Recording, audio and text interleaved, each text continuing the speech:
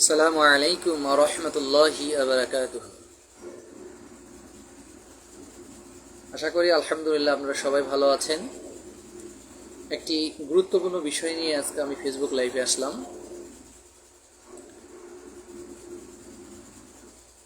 বিষয়টি হলো বন্ধ্যত্বতা নিয়ে। বন্ধ্যত্বতার একটা সামাজিক কুসংস্কার আমাদের বাংলাদেশে ছড়িয়ে ছিটিয়ে রয়েছে বন্ধ্যত্বতা সম্পর্কে।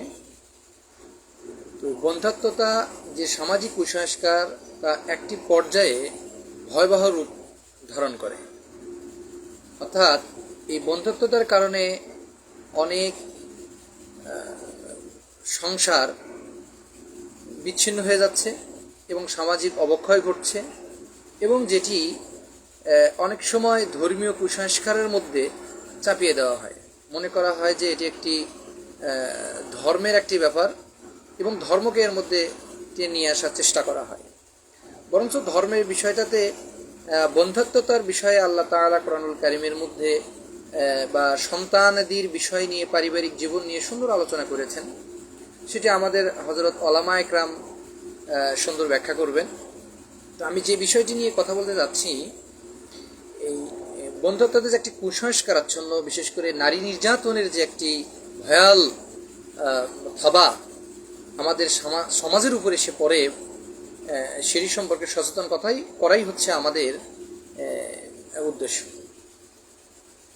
প্রাথমিকভাবে আমরা আলোচনা করতে পারি যে আসলে বন্ধ্যত্ব কি। এই বন্ধ্যত্ব এটি নিয়ে যে মেডিকেল চিকিৎসা ব্যবস্থা রয়েছে, বা আমাদের বাংলাদেশে এলোপ্যাথিতে, হোমিওপ্যাথিতে অথবা অন্য অন্য আদার্স অল্টারনেটিভ যে চিকিৎসা ব্যবস্থা প্রচলন রয়েছে, সে অত্যন্ত চমৎকার। তবে আমরা আগে জানবো আসলে বন্ধ্যত্বতা কি।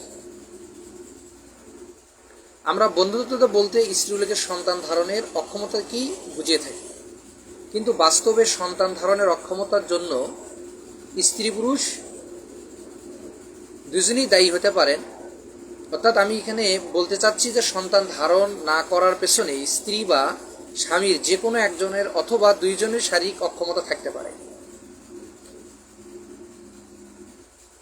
কোনো দম্পতি তাদের স্বাভাবিক দাম্পত্য জীবনে 1 বছর থেকে 2 বছর অতিক্রান্ত হওয়ার পরও যদি গর্ভে সন্তান না আসে বা সন্তান সম্ভাবনা না হন, তাহলে তাকে আমরা বন্ধ্যাত্ব বলতে পারি। তবে স্বাভাবিক দাম্পত্য জীবন বলতে কোনো জন্ম নিয়ন্ত্রণ সামগ্রী ব্যবহার ছাড়াই 1 থেকে 2 বছর দাম্পত্য জীবন অতিবাহিত করাকেই বোঝানো হয়েছে। সাধারণত 8 থেকে 10% দম্পতি বন্ধ্যাত্বের শিকার হন। বন্ধ্যাত্ব স্বামী অথবা স্ত্রী উভয় হতে পারে, তবে আমাদের দেশে সচরাচর মহিলাদেরকেই বন্ধ্যাত্বের জন্য দায়ী করা হয়। এমনকি কোনো কোনো ক্ষেত্রে বিবাহের 6 মাস অতিক্রান্ত হতে না হতেই স্ত্রীর গর্ভে সন্তান না আসলে একতরফাভাবে স্ত্রী বন্ধ্যাত্বের অপরাধে স্বামীর দ্বিতীয় বিয়েও খুব অস্বাভাবিক নয়। শিক্ষা ও চিকিৎসার উন্নয়নে বর্তমানে স্বামী স্ত্রী উভয় যে বন্ধ্যাত্বের জন্য দায়ী সে বিষয়টি স্বীকৃত, এবং বর্তমানে চিকিৎসা বিজ্ঞান উন্নয়নের কারণে কোনো দম্পতির সন্তান আসতে বিলম্ব হলে প্রথমে স্বামীর কোনো ত্রুটি বিচ্যুতি বা অক্ষমতার বিষয়টি পরীক্ষা করা হয়ে থাকে। তাছাড়া চিকিৎসা বিজ্ঞানের দৃষ্টিতে স্বামীর বন্ধ্যাত্বের পরীক্ষা তুলনামূলক সহজ ও পরীক্ষা খরচ কম বিধায় প্রথমে স্বামীর পরীক্ষাই করানো উচিত। বাস্তবতা ও বিভিন্ন জরিপে দেখা গিয়েছে অধিকাংশ ক্ষেত্রেই স্বামী বন্ধ্যাত্বের জন্য দায়ী। যাই হোক, বন্ধ্যাত্ব 2 ধরনের হতে পারে। একটা হচ্ছে প্রাথমিক বন্ধ্যাত্ব, অন্যটি পরবর্তী বা দ্বিতীয় পর্যায়ের বন্ধ্যাত্ব। প্রাথমিক বন্ধ্যাত্ব হলো বিবাহের পর সকল সুযোগ সুবিধা থাকা সত্ত্বেও যদি কখনো গর্ভধারণ না হয়। পরবর্তী বা দ্বিতীয় বন্ধ্যাত্ব হলো প্রথমবার গর্ভধারণের পর দ্বিতীয়বার যদি গর্ভধারণ করতে না পারে, তবে তাকে পরবর্তী বা দ্বিতীয় পর্যায়ের বন্ধ্যাত্ব আমরা বলে থাকি। বন্ধ্যাত্বের চিকিৎসার পূর্বে অবশ্যই বন্ধ্যাত্বের যথাযথ কারণ নির্ণয় করা অত্যাবশ্যক। কোনো কারণ নির্ণয় ব্যতীত বন্ধ্যাত্বের যথাযথ চিকিৎসা সফলতা আশা করা যায় না। স্বামী বা পুরুষ বন্ধ্যাত্বের কারণগুলো হলো, আমরা যদি পয়েন্ট আকারে বলি, 1 নম্বর আমরা আনতে পারি যে স্বামীর বীর্যে প্রয়োজনীয় শুক্রাণু না থাকলে। 2 নম্বর মৃত শুক্রাণু অথবা শুক্রাণু বিহীন বীর্যের কারণে। 3 নম্বর একটি অন্ডকোষ ছোট বা বড় বা বিলুপ্ত থাকলে। জন্মগতভাবে অন্ডকোষ না থাকলে এটি হতে পারে। 5 নম্বরে আমরা যদি বলি যে অন্ডকোষের প্রদাহ মাম্পস বা গলা ফোলা রোগের প্রদাহের কারণে।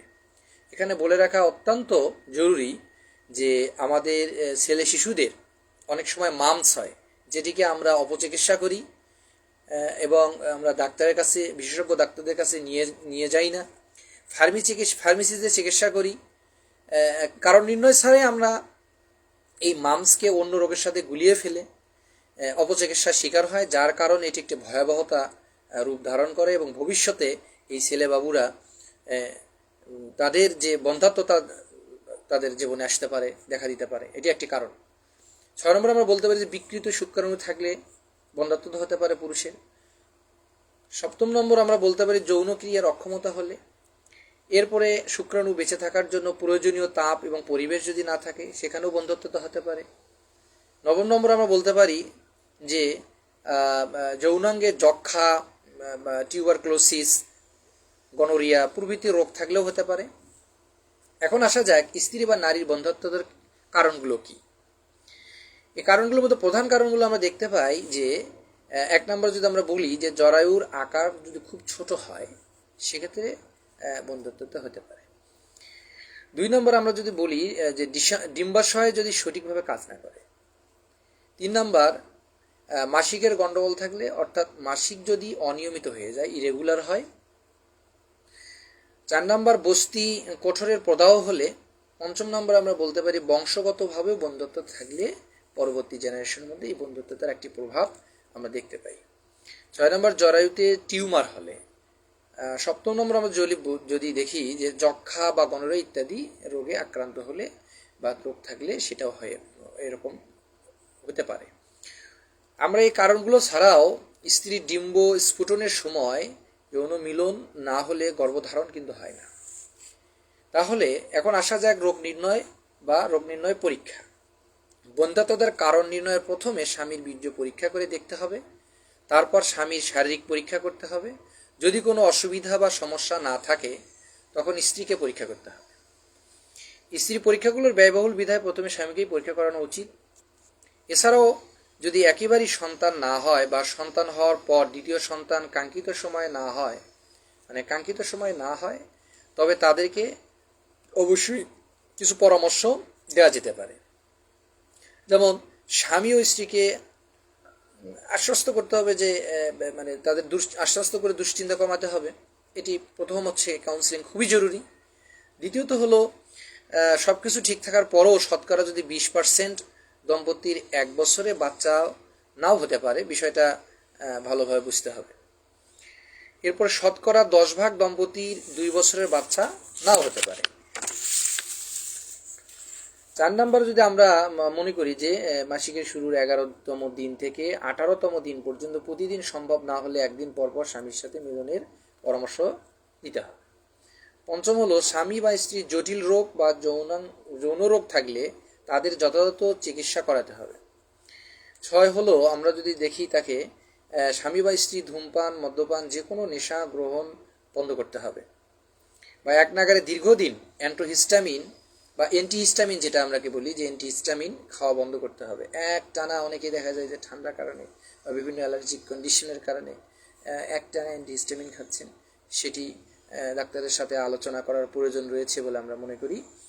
অতিরিক্ত পরিশ্রম, দুশ্চিন্তা, অতিরিক্ত ওজন থাকলে সেটি কমে ফেলতে হবে। এছাড়া বন্ধ্যাত্বের লক্ষণ ভিত্তিক বিভিন্ন চিকিৎসা সিস্টেম রয়েছে, সেগুলো আমাদের দেখা অত্যন্ত প্রয়োজন রয়েছে। অর্থাৎ এক্ষেত্রে দেখতে হবে যে বন্ধ্যাত্ব হতাশ না হয়ে, নিরাশ না হয়ে, যে কোনো ধরনের বন্ধ্যাত্বের ক্ষেত্রে আমরা যদি উপযুক্ত চিকিৎসা ব্যবস্থা গ্রহণ করে থাকি, তাহলে নিশ্চয়ই আল্লাহ রাব্বুল আলামিন এর রহমতে এই বন্ধ্যাত্ব অনেকটা কেটে ওঠা সম্ভব। তবে সবচেয়ে আমাদের এখানে বড় কথা হচ্ছে যে আমরা কুসংস্কারের শিকার হই, অর্থাৎ আমরা চিকিৎসা করি না, অর্থাৎ ডাক্তারের কাছে না গিয়ে আমরা বিশেষজ্ঞ ডাক্তারের কাছে যাই না, বা রেজিস্টার্ড হোমিওপ্যাথিক ডাক্তারের কাছে কোনো পরামর্শ নেই না, অথবা এলোপ্যাথি ডাক্তারের কাছেও আমরা যাই না গিয়ে আমরা যেটি করে থাকি সেটি হচ্ছে যে একে অপরকে দোষারোপ করে থাকি। বিশেষ করে স্ত্রীদেরকে আমরা বেশি দোষারোপ করে থাকি, তাদেরকে নির্যাতনের শিকার আমরা অনেক সময় দেখি, এবং এই যে আমরা ভয়াবহতা ডিভোর্স হয়ে যাচ্ছে। তো সেখান থেকে আমাদের বিশেষ করে এই বাংলাদেশের এই জনগোষ্ঠীকে এই বিষয়ে সতর্কতা থাকা অত্যন্ত জরুরি। এছাড়াও আমরা যদি চিকিৎসা নিতে চাই তাহলে অবশ্যই আমরা বিশেষজ্ঞ ডাক্তারের পরামর্শ নেব। কোনো ধরনের বই পড়ে, বিশেষ করে অনেক সময় দেখা যায় হোমিওপ্যাথিক চিকিৎসা ব্যবস্থায় অনেক সময় প্রথম বছর দ্বিতীয় বছর কলেজে ভর্তি হয়ে চিকিৎসাটি শুরু করেন, যেক্ষেত্রে কোনো ডাক্তারের সাথে তারা পরামর্শ নেন না, এটি একটি সমস্যা তৈরি হতে পারে। অথবা আমাদের আনাচে কানাচে অনেক ডাক্তার বাবুরা আছেন যারা একাডেমিক কোনো শিক্ষাই গ্রহণ করেননি, যদিও তারা অনেক সময় অভিজ্ঞতা সম্পন্ন, ভুল হওয়াটা স্বাভাবিক। তো সেক্ষেত্রে আমাদের অবশ্যই ভেবে চিনতে এই চিকিৎসাটি গ্রহণ করা উচিত। না হলে এই যে সামাজিক যে ত্রুটিগুলো বা বিশৃঙ্খলাগুলো তৈরি হচ্ছে, যার কারণে ধীরে ধীরে ধীরে ধীরে একটা সামাজিক যে মূল্যবোধ বা সামাজিক এই মূল্যবোধ থেকে বেরিয়ে এসে আমরা সামাজিক অবক্ষয়ের দিকে আমাদের সমাজের অনেকেই ধাবিত হচ্ছে। তো সেখান থেকে আমাদের বের হয়ে আসতে হবে। সর্বোপরি কথা হলো বন্ধ্যাত্বতা বিষয়ে সুচিকিৎসা রয়েছে, এবং হোমিওপ্যাথিতেও লক্ষণভিত্তিক চিকিৎসা রয়েছে।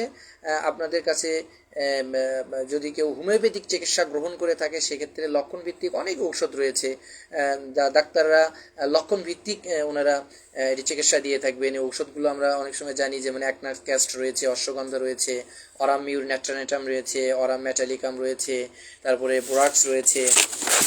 এছাড়াও আমরা ক্যালকেরিয়া কার্বনিকাম এটাও দেখতে পারি, কলোফাইলাম, তারপরে রয়েছে আরও অনেক কোনিয়াম রয়েছে, অথবা ন্যাট্রাম কার্ব, তারপরে পালসিটিলা, প্লাটিনাম, ফসফরাস, আয়োডিয়াম অথবা হ্যালোনিয়াস। এছাড়াও আরও অন্য অন্য হোমিওপ্যাথিক লক্ষণভিত্তিক অনেক চিকিৎসাও রয়েছে, সেটি আমরা গ্রহণ করতে পারি। বিশেষ করে আমরা যেটা বিশ্ব স্বাস্থ্য সংস্থা কর্তৃক যে প্রতিবেদনগুলো আমরা দেখতে পাই, সেখানে এই বন্ধ্যাত্বতা নিয়ে তারা বারবার রিপোর্ট করছেন, এবং পুরুষ এবং মহিলাদের বন্ধ্যাত্বতার ব্যাপারে বিস্তারিত সেখানে আলোচনাও করেছেন। ব্রিটিশ স্বাস্থ্যসেবা প্রতিষ্ঠান NHS এক পরিসংখ্যানে বলা হয়েছে যে যে সমস্ত দম্পতির সন্তান হয় না তাদের 1/3 ক্ষেত্রেই দেখা যায় এর কারণ হচ্ছে স্বামীর শুক্রাণুর মান নিম্ন এবং সংখ্যা কম হয়। চিকিৎসকদের মতে প্রতি মিলিমিটারে শুক্রাণু পুরো মিলিয়ন বা 1.5 কোটির কম হলে প্রাকৃতিকভাবে গর্ভধারণের সমস্যা হতে পারে। সাম্প্রতিক আন্তর্জাতিক গাইডলাইন্স অনুযায়ী প্রতি মিলিমিটারে 15 মিলিয়ন বা 1.5 কোটির বেশি শুক্রাণু থাকলেই তাকে স্বাভাবিক বলা হয়।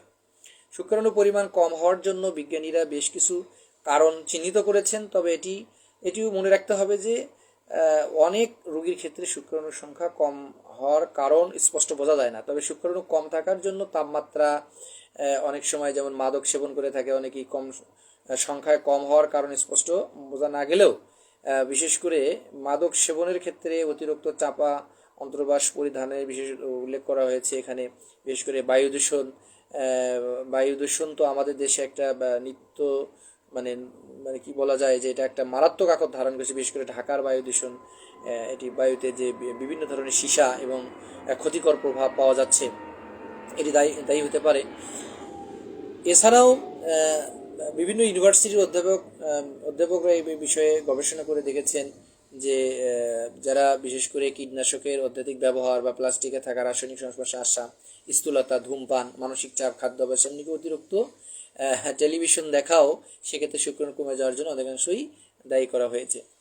তো সন্তান ধারণের বিলম্বের ক্ষেত্রে স্ত্রীর সাথে স্বামীর কিছু জরুরি পরীক্ষা করা অত্যাবশ্যক।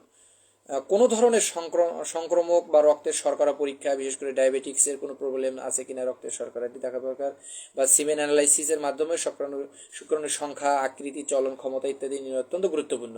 অনেক সময় শুক্রাণু চলাচলের যে নালীটা আছে সেটি সংক্রমণ হতে পারে বা আঘাতের কারণে এটি বন্ধ হয়ে যেতে পারে। জন্মগতভাবে কারো নালীটি বন্ধ হয়ে বা অসম্পূর্ণ থাকতে পারে। সেক্ষেত্রে অস্ত্রোপচারের বা সার্জারির অবশ্যই প্রয়োজন হতে পারে, সেখান থেকে উত্তরণ হতে পারে।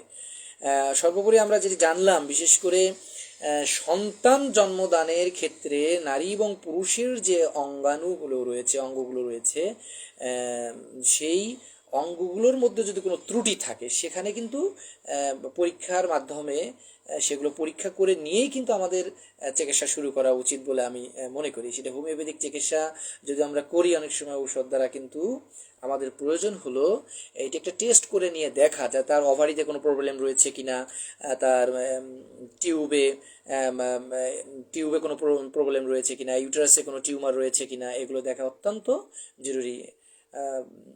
আমার অত্যন্ত জরুরি। এইসব কিছু থেকে আমাদের বাঁচতে হলে অবশ্যই একজন বিশেষজ্ঞ ডাক্তারের পরামর্শ অনুযায়ী আমাদের চিকিৎসা সেবা নেওয়া অত্যন্ত জরুরি এবং সামাজিকভাবে সচেতন হওয়া জরুরি। সবাইকে ধন্যবাদ। আসসালামু আলাইকুম।